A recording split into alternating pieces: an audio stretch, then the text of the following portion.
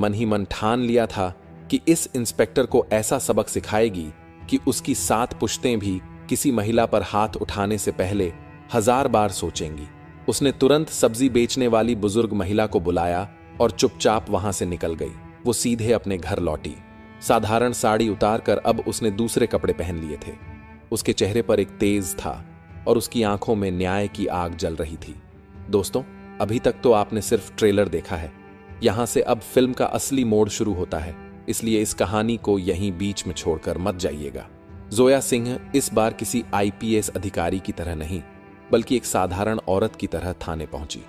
थाने में किसी को उनकी असली पहचान का अंदाजा नहीं था। अंदर आते ही उसने चारों तरफ देखा। इंस्पेक्टर विजय राणा वहां मौजूद नहीं था। डेस्क पर एक सब इंस्पेक्टर बैठा चाय पी रहा था। जोया उसके पास गई और बोली, मुझे रिपोर्ट लिखवानी है। इंस्पेक्टर विजय राणा कहाँ है? सब इंस्पेक्टर ने कहा, इंस्पेक्टर साहब तो जरूरी काम से घर गए हैं। जोया ने कहा, तो मुझे एसएचओ साहब से मिलवा दीजिए। सब इंस्पेक्टर ने फिर कहा, एसएचओ साहब तो फील्ड विजिट पर निकले हैं, आप चाहे तो थोड़ा इंतजार कर लीजिए, वो आते ही होंगे। जोया एक बेंच पर बैठ गई। अंदर से गुस्से की आग भड़क रही थी, पर चेहरा उतना ही शांत बना हुआ था। थोड़ी देर बाद एसएचओ प्रीतम नायक थाने में आया। उसने बेंच पर बैठी महिला को देखा और तुरंत अपने पास बुलाया और पूछा, कौन हो तुम और यहां किस लिए आई हो? जोया बोली, एसएचओ साहब, मुझे रिपोर्ट दर्ज करानी है।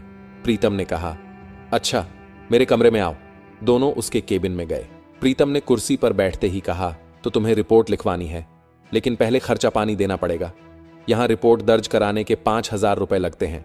लाए हो तो निकालो फटाफट, फिर लिखते हैं तुम्हारी रिपोर्ट। जोया का चेहरा सख्त हो गया। वो बोली, रिपोर्ट लिखवाने के लिए तो कोई पैसा नहीं लगता, आप तो मुझसे खुलेआम रिश्वत मांग रहे हैं। ऐसे